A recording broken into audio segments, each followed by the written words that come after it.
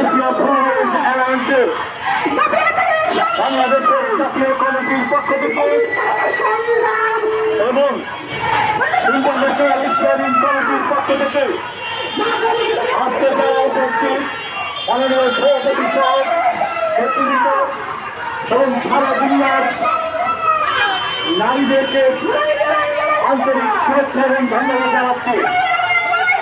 আমাদের এখানে সভাপতিত্ব করছেন বাংলাদেশ কমিটির সদস্য সচিব সুলতানা বেগম।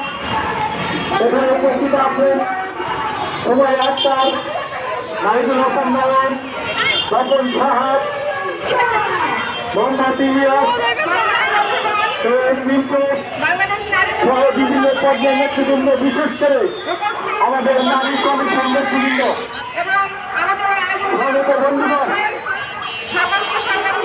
আজকের দিবসটাকে আমরা কিভাবে দেখবো?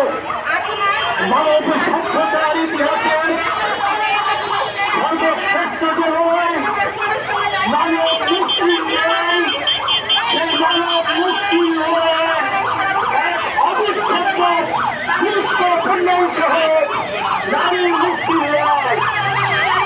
কারণ এই পৃথিবীতে যা কিছু সুন্দর কল্যাণকর অর্ধেক করেছে নারী, অর্ধেক করেছে না।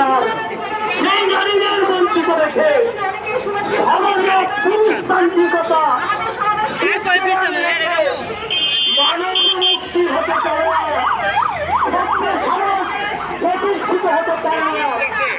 তাই আমরা বলতে চাই যে মানব মুক্তি লড়াই, নারী মুক্তি লড়াই, শোষণ মুক্তি লড়াই, অধিকারের লড়াই একই সাথে প্রমাণ করতে হবে।